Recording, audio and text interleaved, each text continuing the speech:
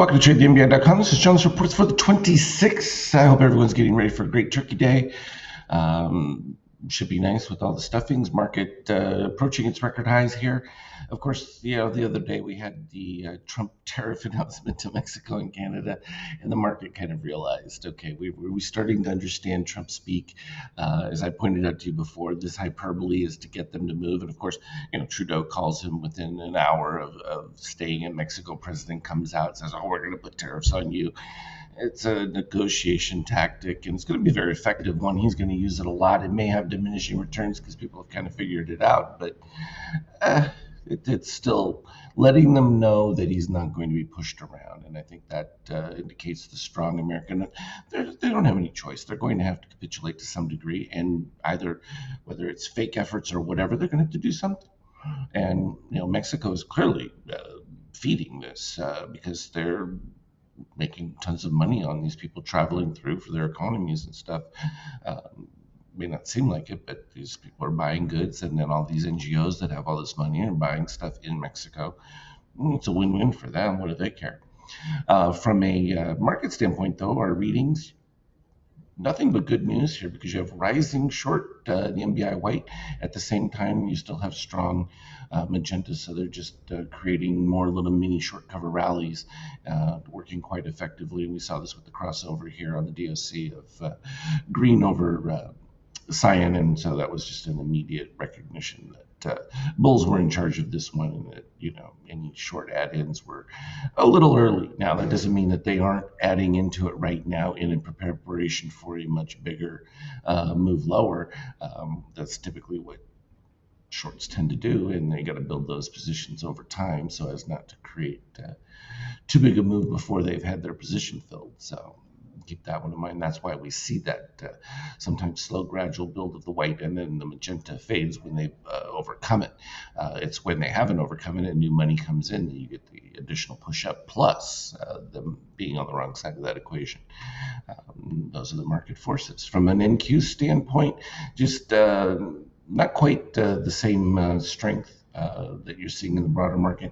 And some of that, I think, has to do with the expectations that broader market forces will probably fare better under some of what Trump's planning.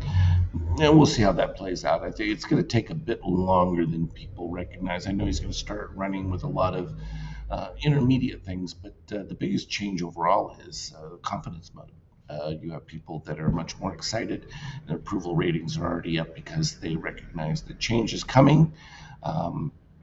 How disruptive that change will be, one of that is really what everybody is looking for. And I think people are just ready for some kind of alteration to the status quo, because what was happening was not working, and it was literally creating a nightmare scenario for most people.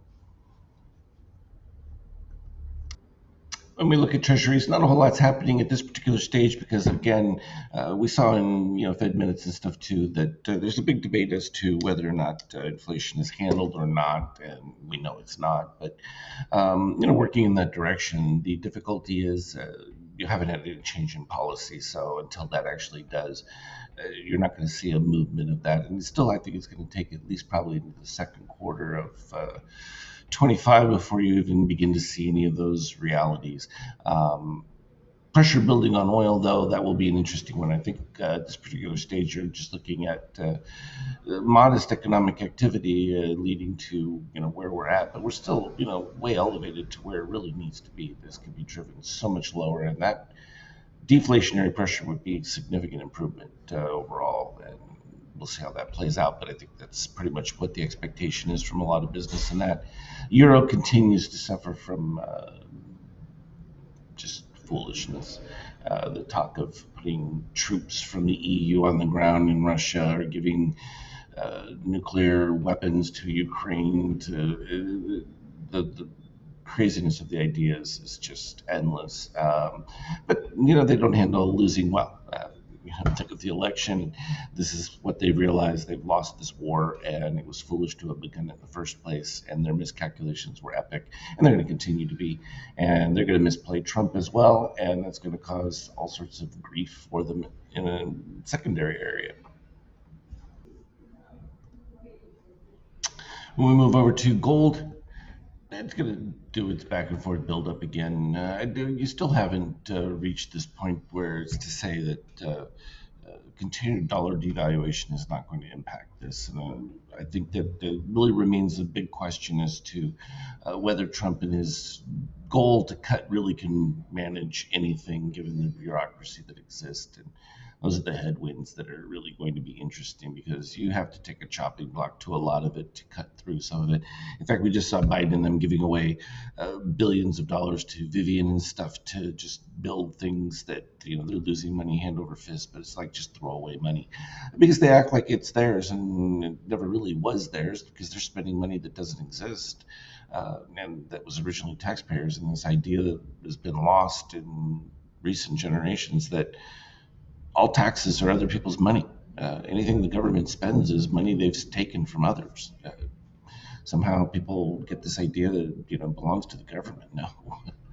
From a Bitcoin standpoint, it's going to continue to rally on this. We don't see anything holding back any of the cryptos. In fact, they're going to have the most favorable environment ever, and that's going to have a serious impact. When we look at futures right now, a European session fading off slightly, basically just filling back all the bounce move that took place at the end of yesterday. And I think it was very important to see that shrug off of the tariff comments and things, and it shows that the market has reached a bit more of a sophistication. So I think that a lot of that is going to be discounted now, and so where you may see knee-jerk reactions, it becomes an opportunity to jump into the foolishness.